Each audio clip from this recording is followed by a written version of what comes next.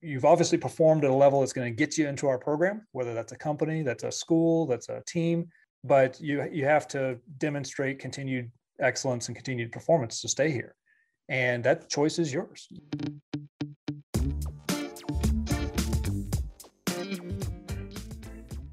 Guy Snodgrass, call sign Bus, is a retired American naval aviator. He's also a Top Gun graduate. You may have heard of it. Behind me, insert music. And a Top Gun instructor. He served as General Jim Mattis' speechwriter and chief of communications most recently during his time as Secretary of Defense.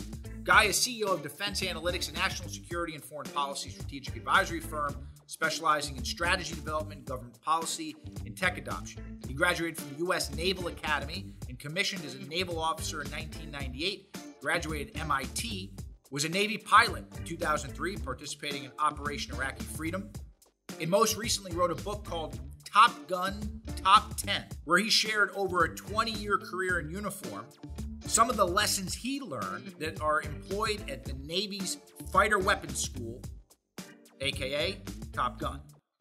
With the size of the military workforce and the number of veterans returning to work, I wanted to talk to Guy a little bit about some of the methods that he saw employed in an environment where training, is I would say pretty important, like Top Gun, but also some of the learnings he has as we think about future of work. Here's Guy Snodgrass. Let's bring it in.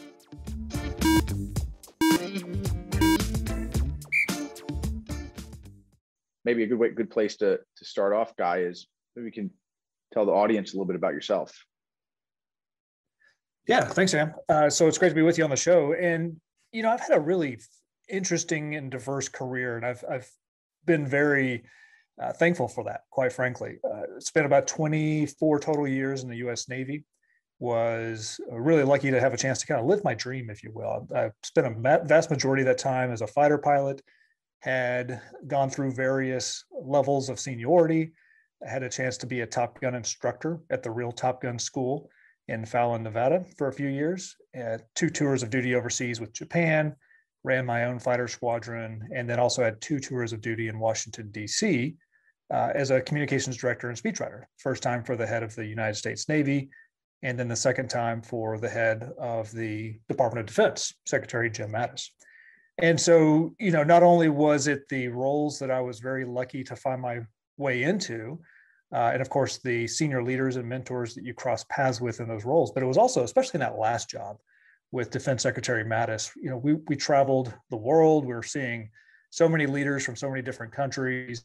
It's a really accelerated path to learn what works well when it comes to leadership and guiding very large enterprises all the way down to much smaller enterprises.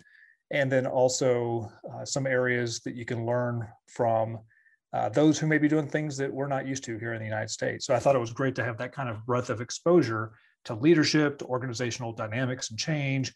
And that has helped me when I did my transition from uniform service in 2018 and joined the private sector. It really helped accelerate not only my personal pathway, but also to help others as they were finding their way along that leadership path as well. And I think 2 items of note for your listeners. I'd had a chance shortly after I retired to write a book about my experience in the Pentagon with Secretary Mattis. And then I followed that up a year later with another book, my second book, about leadership and about, the skills that leaders who tend to succeed well over time will routinely follow, right? Because of that depth of experience, that breadth of experience, saying, okay, well, being exposed to so many different leaders who are very successful, what are those key traits and characteristics that we can all learn to help us improve in our own walk and in our performance, especially as leaders, when you have men and women depending on you and your performance. And I guess without giving away a lot of that second book, because that's on my shelf, and if I were to show it to you, it's all ripped up because I massacre books when I go through them, highlights, notes. So, but the Top Gun Top 10, any of the leadership qualities or traits that you talked about in that book that you feel are more important than ever right now? Or is there like 1 or 2 that you would pinpoint given the moment? Sure. Well, it's interesting when you say given the moment, because we're really in a period of transition, right? We had the very unexpected transition to remote and hybrid workforce in about mid, say 2020, and extended into mid 2021 with coronavirus. And so everyone had to really shift. In fact, if you're a large organization, or even if you're a smaller one, I mean, your IT director or your CIO were kind of the rock stars if they did it well, because they helped get all their employees able to work virtually and remotely from their homes, which was critical. Now we're in this period of transition where companies need to be able to survey the landscape, determine what kind of model works best for their employees as they move forward. Where are they going to get the best levels of creativity? Where are they going to get the best levels of productivity from them? And many companies are finding that it's not all in person. There can be a mix of hybrid and remote work that can be permitted. And in some cases, they find that there's a lot of savings attached to that, because you don't have to maintain the costly infrastructure of just as much office space as you had before. But there's also those productivity gains, because people are spending more time actually considering the challenges that they need to pursue, rather than, say, commuting to and from in a car or in public transit. So when I think about my book, Top Gun's Top 10, some of the lessons that really come to mind from my background and experience, I mean, the very first chapter kind of says it all. Nothing worthwhile is ever easy.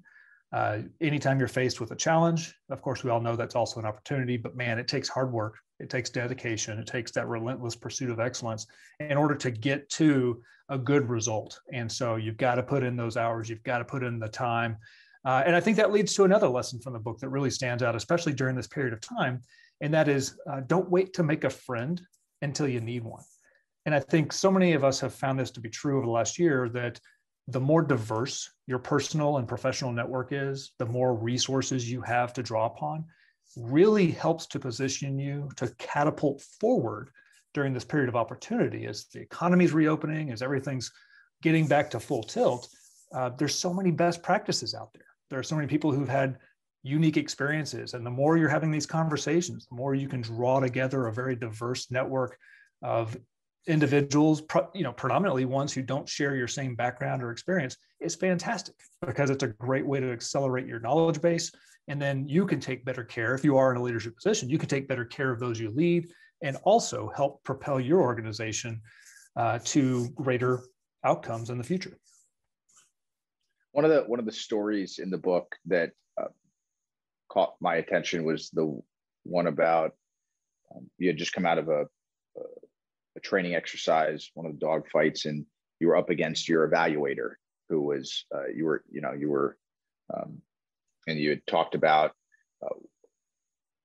how hard it was, because again, you were in this exercise against someone who was more experienced than you and had, and I think you said maybe thousands of more hours of flight time than you. I'm interested to know what it's like in like a debrief after an exercise like that. What goes through your head, or what went through your head in that type of situation? And I ask it from the frame of mind of how many managers and leaders today, to your point, have to be comfortable having difficult conversations with team members as they're trying to level them up. Yeah, I agree. One of the best techniques I learned while I was still in uniform came from a chaplain who was working with me to, help provide advice and support, not only to the leaders on board the aircraft carrier, but all the thousands of sailors, the men and women who were serving. And, the lesson he kind of gave me, which I think has served me very well, both in and out of uniform, was, approach people with that love sandwich, right? Start off with something positive, draw them into the conversation. You spend the middle part discussing maybe the areas of concern or areas for some additional professional growth. And then, of course, you end with, again, that positive aspect. And I found that tends to work really well. One thing that I have been surprised by, and it took me, frankly, quite a bit of time to adjust to when I left uniform and entered the private sector, was frankly the sheer hesitancy or fear for a lot of managers and leaders to have those type of tough conversations. And that's unfortunate, because it's not good for you as a leader.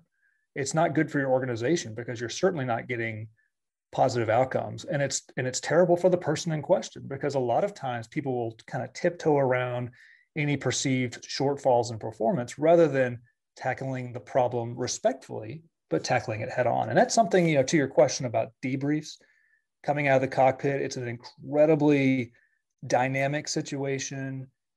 There are plenty of egos in the aviation career path, as you might expect, a bunch of fighter pilots running around, and everyone wants to be number one. Everyone wants to be the best. And of course, not everyone can be. And so that's what I thought was very beneficial from the way we debriefed, was that we made it as kind of apolitical, if you will. I mean, we always took people's personal names out of it. We just used call signs that you were assigned. That helped take some of the sting off. And you knew that regardless of how tough that debrief was, it was because the overall mission was to get closer to success the next time you go fly, and B, to personally improve to meet your fullest potential. And so again, I've seen this time and time again. And in fact, when I do a lot of executive coaching today, I will work with those leaders to help them become more comfortable and more confident during times of perceived conflict, because it doesn't have to be a very difficult conversation. But sometimes I think nobody wants to be the bearer of what may be perceived as bad news. And frankly, what you find is that when you are willing to have a very positive, open conversation about ways that an individual, you bring them solutions for how they can improve, 99 times out of 100, they really want that. They're seeking that kind of fulfilling feedback, and then they'll take positive steps to improve. So that's something I think that I really learned from debriefs that has carried over very well into the private sector. And I believe you went on to be an instructor, correct? That's right. Yeah. So not only when I was relatively junior in my career path as a fighter pilot, I had a chance not only to go through as a student to Top Gun and go through their training course, but then subsequently was invited to remain on board for the next couple of years as an instructor. And so now you're kind of part of that elite team. You're, they're considered the best of the best, and you're given the opportunity to teach all the other students coming through. And it was a great experience, because not only did you have to become very good as a student, but then you have to maintain that level and that edge to be able to teach everyone else who's coming in behind you.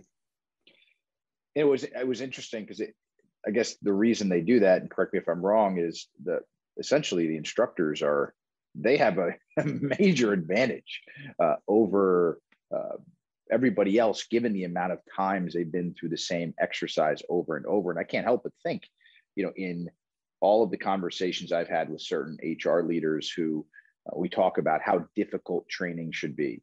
And, there's a perspective that training should not be too difficult because it might demotivate someone. There's got to be the right balance of, making things easy enough in order to keep people interested. Because what have you learned, or even on the private sector side, or what is your perspective on how difficult maybe training should be when you're skilling or coaching someone up? I'm actually going to use a response that Top Gun instructors are well known for, and that is, it depends. I mean, it really does depend. One, what type of leader are you? What are you naturally comfortable with as far as a leadership style? I think more importantly, it really depends on what kind of organization do you have, or do you want it to be? And that's going to define your approach, because you do see a lot of companies, commercial companies, Amazon always comes to mind, Tesla, of course, Apple, those are technology centric companies, but they've been known to have senior leaders or CEOs that have a strong reputation for being a pretty tough boss to please, right? And they hold incredibly high standards, and they don't suffer fools. And so on the one hand, you could say, well, gosh, that's such a tough place to be. It's a dog eat dog world. But then, of course, that's the type of, if you will, elite environment that they've created. They're attracting like-minded individuals who are seeking that challenge and who want to, find their own personal level of performance. And so they feel like that's the place to be. And even if they don't last for more than a few years, they've gained valuable skills, and then they spin off to something else that's even more perhaps fulfilling or enriching. And so, it all depends. I mean, sometimes you might find yourself in an industry that doesn't need to innovate as quickly or move as fast. So you really have to take, I think, a hard look as a leader. You really need to accurately define what your core strengths are as an organization, what you strive to be, and dial up or dial back that kind of thermostat according to what you're trying to achieve. If you're getting mediocre results, if you're getting mediocre results and you stick with the status quo, then there's no reason in the world you shouldn't expect to continue to get mediocre results. On the other hand, if you could say, well, we've identified some areas where we could really improve, and let's go ahead and start to dial that thermostat up and start to challenge our people. And I think you can get really positive results. And that kind of leads me, regardless, think about leadership, there's three kind of key elements that I think about there. The first one is, I've already mentioned, the strategy. The second one I deem inclusion. And the third one is execution, because the strategy needs to be there. If you don't have a strategy, if you don't have a plan for why you're actually carrying out these different things the decisions you're making, then you're fairly rudderless and your organization will suffer. The second step, you could be the strongest leader in the world who has a very clear vision and strategy for what you want to achieve, but I would always recommend that you value inclusion, because you want to bring in people who have more knowledge than you. They're incredibly talented. They're very good at their specific jobs, and they can advise you. They can say, this is the strategy you want to achieve, but the way you had initially planned to get there is actually going to cause more friction. It's going to cost you more money, more time. Here are ways you can accelerate that path, or perhaps bring people along for the ride a little bit easier than what you'd planned. And then, of course, that last step for every organization is, execution, the ability to actually carry out the tasks that are required, taking maybe a long multi-year strategy and turning it into very small bite-sized chunks that everyone can get behind, and you can show those accomplishments. So I think sometimes leaders may be surprised, but they can actually really raise the bar. They can challenge their workforce in a pretty, maybe based on status quo and what may be perceived as an extreme and significant change from where they had been. But when you break it into those bite-sized chunks and you can start showing how you are arriving at success, and you can show those quick wins, then I think it's easy to start to build that buy-in from your team. I'm a big Alabama football fan. I don't know if that offends you or not. Not at all, man. I actually used Nick Saban as a training aid when I was the Top Gun instructor. Very cool. That's a good point of example. I want to ask you about changes in the generation of workers, because I think about a guy like Coach Saban, who it seems like as time changes, he continues to adapt and be able to connect and adjust the way he coaches. I don't know if he has it, without violating his own core values or standards.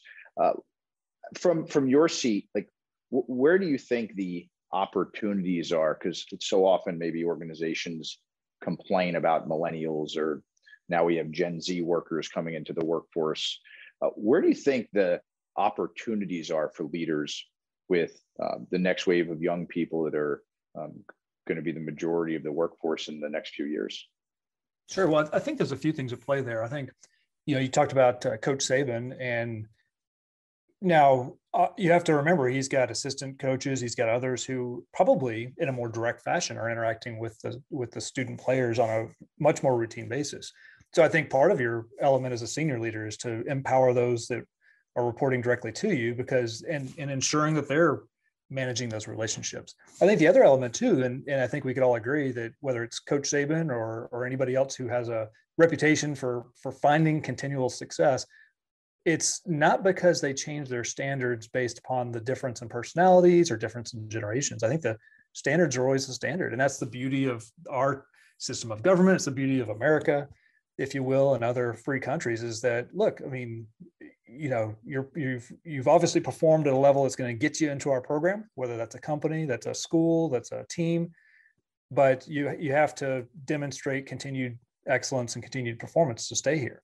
And that choice is yours. You can either do those reps and sets and really rise to the challenge, or you can complain and you can find ways to not do that. And then, well, maybe this isn't the best fit for you. But I think that goes back to my earlier comment that a lot of these organizations that make it clear they want to be excellent at what they do, not only do they attract excellent players, but they also have a system in place that's going to coach them up and help get them the resources they need to achieve success. And so I think, regardless of what type of organization you have, the opportunity, I'd say, is twofold. The first is for leaders. It's always lead by example. If you are asking something from those you lead, hey, I need you to work a few extra hours. I need you to change the process by which you're doing something. Well, you better be leading by example. And I think when you do, you're going to find a lot more buy-in, especially when you do so in a very vocal and visible way. The other element too is to not necessarily push back against a change in perspective, but embrace it. And a lot of times when I do executive coaching, I share some of the stories from my time as a senior leader in the U.S. military, and how I would have very young, when you think about the average age of those who serve in the military, it's probably somewhere between 18 and 23. And so they're coming in with a very different perspective, but it's a valuable perspective because it's giving you, they may see an approach that you hadn't even thought of. So in a lot of ways, you can embrace that change and look for ways to cultivate an environment where people are willing to challenge the status quo respectfully, but to not necessarily say, hey, I'm just going to do the same thing I've always done because that's how we've always done it here. And I think as a leader, you should want to embrace that opportunity to constantly be refreshing, constantly be looking at the organization and finding out there's ways to optimize, to lessen the burden on your people, to save money or to save time as you're moving forward. I got one last question for you, and thank you for your service. You've your story and the rooms you've been in with leaders and globally is something that I'm sure the organizations you work with get some awesome experiences and learnings from. I want to ask about the future of work. It's not just something we're thinking about domestically, but globally. Work shifting and changing is real, and I just want to ask what your hope is for the future of work. Yeah, it's a interesting question because I think it's probably purposefully broad and somewhat vague, right? So it's kind of, where do I want to take this? I think that something we've seen over the course of the last decade or two is the increasing rise of automation.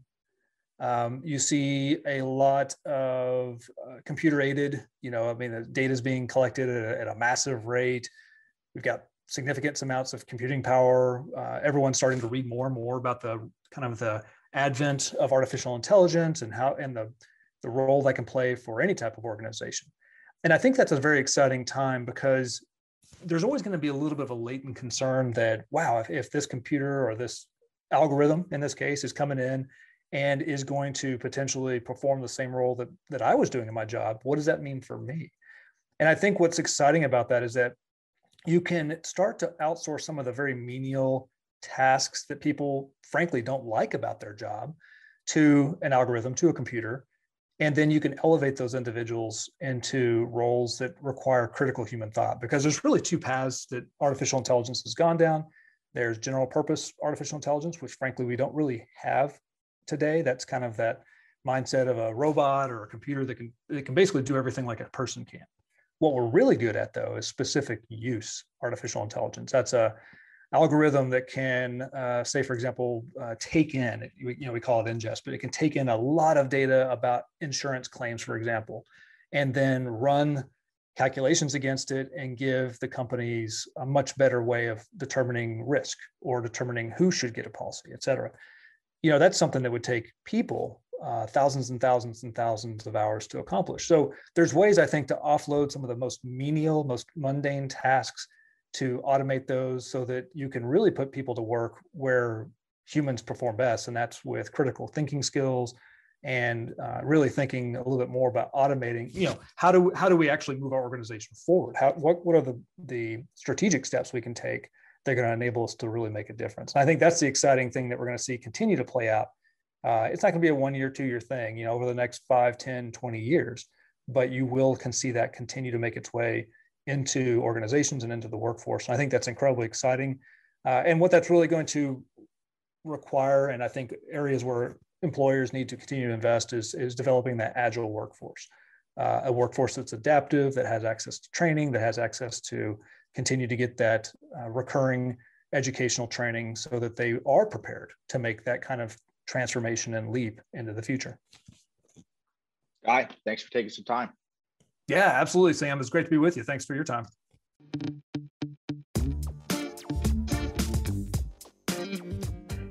If you haven't already, pick up Guy Snodgrass's book, Top Guns, Top 10 Leadership Lessons from the Cockpit. You can find it at your local bookstore. I think the biggest thing I take away from the conversation with Guy as he thinks about future of work, as he thinks about leadership, as he thinks about challenging and coaching others, as he talks a little bit about Top Gun Flight School with us, was standards and demanding standards being a good thing. I think about us as leaders and coaches every day, developing those around us. And to hear someone coming from the environment that Guy came from, to talk about demanding and challenging being a good thing, creating standards being critical and important to high performance. I think we should all do a check of if those are principles that we subscribe to in our own learning and development programs for all of our workers. Now, don't forget to subscribe to Bring It In so you never miss an episode. We've got some awesome guests lined up that you're not going to want to miss. Now, back to work.